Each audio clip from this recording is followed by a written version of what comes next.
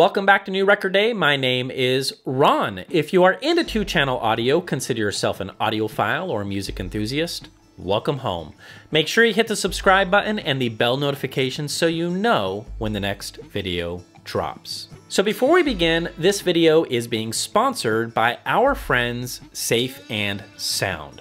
Whether you are in the market for anything Klipsch, including the Heresies we are reviewing today, or any of the other models from the Heritage line, Safe and Sound is the place to go.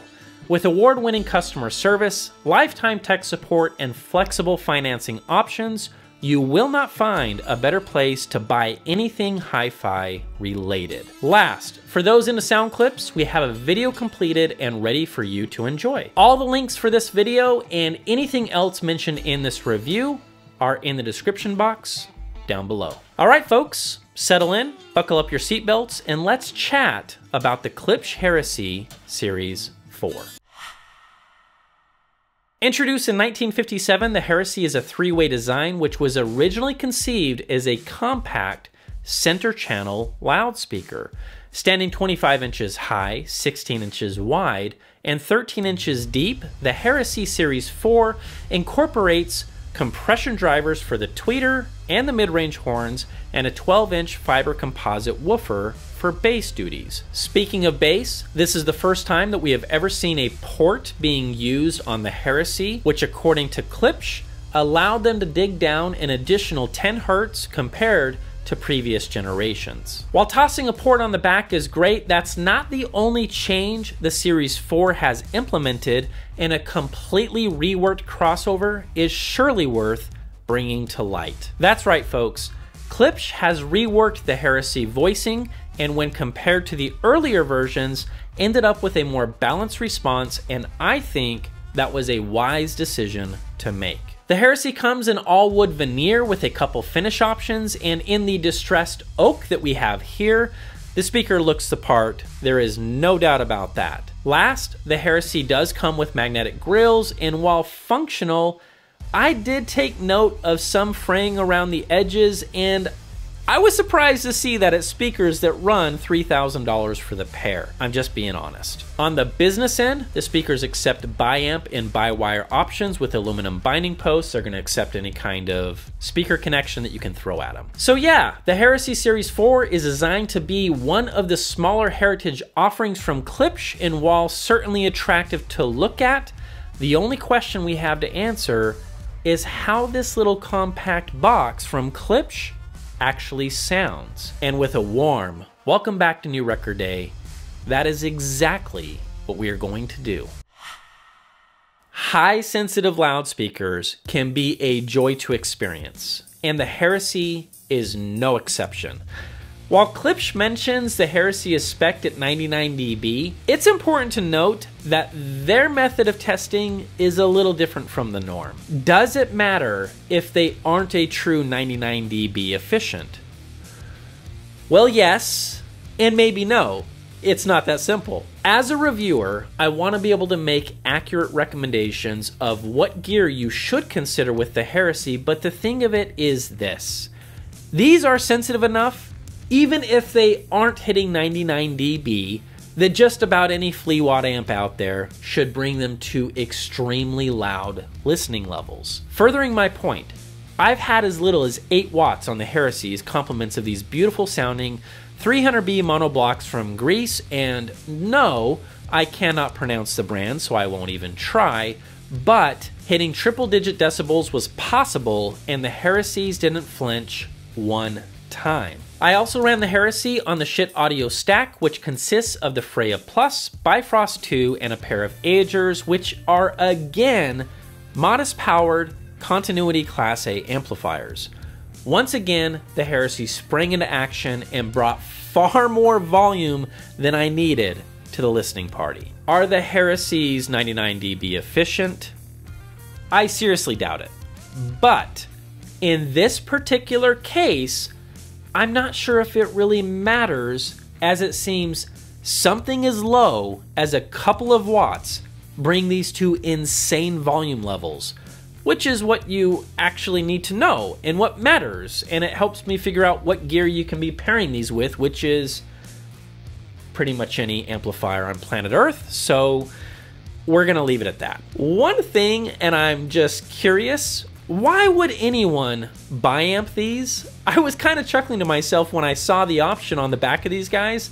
Let me know in the comments section down below if you have used this feature on the Heresies and what your favorite combo was, because I'm honestly interested.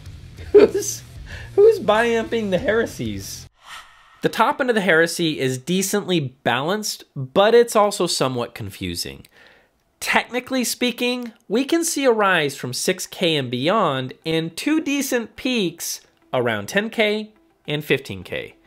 Now, when seeing these measurements, one might think these have got to be a bright loudspeaker. And while I understand why you might assume that, that is not what I've experienced when listening to the Heresies.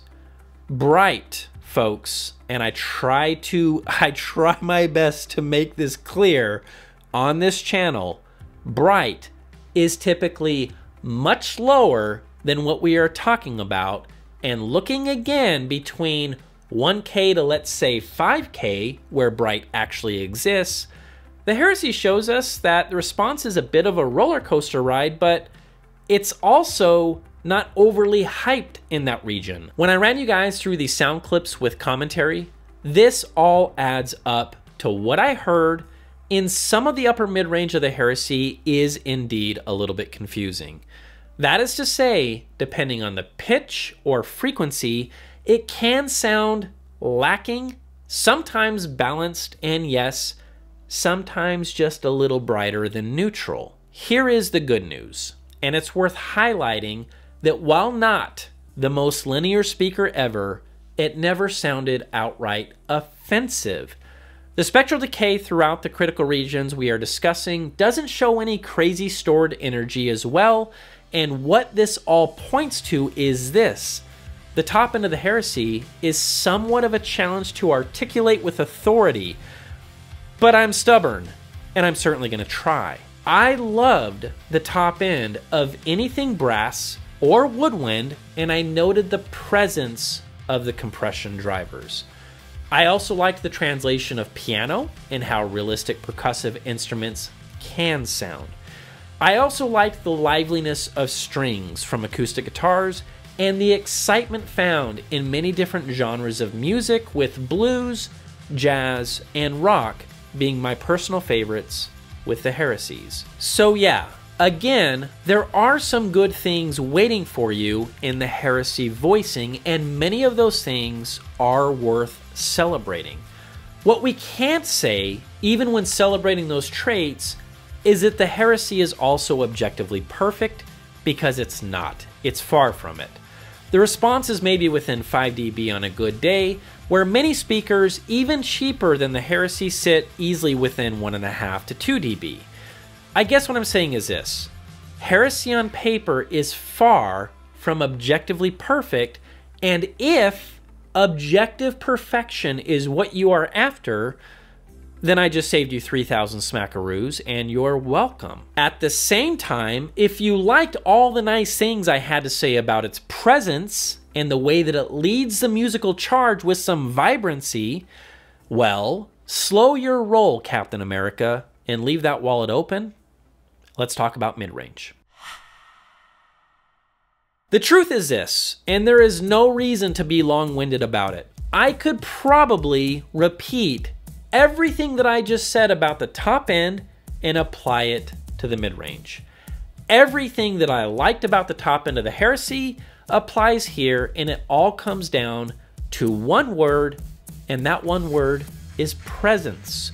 Most, if not all, instruments are blessed with a vibrant attack. Piano sounds more lively, and anything acoustic, percussion, woodwind, or brass, it just has a dash more color. When it comes to the human voice, it's not all sunshine and rainbows, especially with male vocals. There is absolutely some resonance and box coloration going on with the Heresy, and sometimes baritones can sound pretty bloated from time to time. While female vocals do get a passing grade, and I actually liked them quite a bit, I also felt like the level of resolution and accuracy in voices It was all over the map, and that's just the honest to goodness truth. As I mentioned in the sound clips with commentary, resolution would come and go depending on the pitch of the vocals, and sometimes it sounded right, sometimes it sounded lacking, and sometimes it did sound a little bit tipsy. So on one hand, we have texture and tone that I love so much with anything paper cone drivers. On the other hand, it also comes clearly with some bloom, resonance, or box coloration, preventing me from saying this speaker is telling the truth in music without adding anything. The reality is, some folks won't mind this, and they might even embrace, I just made a joke about bracing and I didn't even try. Anyhow, some of you might dig the over-the-top mid-bass and run with it, or some of you might be so annoyed by it being boomy or calling attention to itself that you might end up using the Heresy as firewood. Look, I'm going to leave it at this. There are two things that you must know about the mid-bass and bass of the Heresy. Number one, you absolutely will hear the sound of the box added to the sound of the music being played from the speaker. Only you can decide whether or not that is going to bother you, or if you might actually embrace it and dig it. Another joke about bracing, didn't even try. I can't answer that question for you. You got to figure that one out for yourself. Number two, factually speaking, if you want deep, meaningful bass below 50 to 60 hertz with the Heresies, you will surely need to invest in subwoofers as soon as you hit the checkout button. There is no way around it, and even when slamming the Heresy against the wall, there is no way you are going to hit the bottom of the barrel. So that means, depending on your bass priorities, get ready to crack open the wallet before you call it a day. Getting the Heresy to vanish requires some work and experimentation. The first trick is getting Heresy up off the ground, and I would say 10 to 14 inches will do the trick. A couple things happen when you do this, and for one, the bass cleans up and it is less concentrated to the lower thirds of your room. Second, the speaker seems to level out for a more balanced listening experience. I'm going to tell you guys, both in how linear the speaker sounded and measured improved in my room when I did this, but more importantly, the positioning of instruments in the soundstage seemed to be more realistic. While the Heresy is not the end-all and be-all speaker when it comes to the vanishing act, I was happy with how well the speaker gave me the performance in the room without too much trouble. You just got to get them up off the ground and good things will happen. So we have horns, we have waveguides, and another thing worth trying is crossing the streams. What this means is you are aggressively towing in the speakers, so the right speaker is pointing at your left shoulder and the left speaker is pointing at your right shoulder or beyond that. When trying this, I did notice that the Heresy gave me a laser sharp center image and also seemed to provide a wide stage, which was a lot of fun, and best of all, it was free to try. Can't complain about that, now can we? Final thoughts on the Heresies. You know, they're not perfect. They're not. You look at a piece of paper and, you know, if you're into the measurements and objective data, you're going to take a look at this and you're going to say, no way, I'm out of here. I'll go ahead and pull up the horizontal response that we ended up with the Heresy as well as the vertical response. And look. She ain't perfect. Not on paper, she's not. Measurements are important. And they can tell you a lot about how a speaker behaves. And as a reviewer, and the way that I use measurements is it gives me a good idea as to how a speaker is going to behave in a lot of different environments. And that makes it easier to find the gems out there. But what they don't show you is whether or not you're going to enjoy some of the things that the speaker is able to do. No measurement can tell you whether or not it's going to pull you out of the analytical mode and make you go, huh, I'm really digging the sound of that brass. I'm really enjoying the presence of that piano, the attack, that leading attack of that piano is interesting. And the measurements also can't bring joy. You know what can? Dancing with my wife while listening to the Heresies. And that happened. That brought joy. So, I'm struggling with this one because mid-bass and below, I'm not a big fan.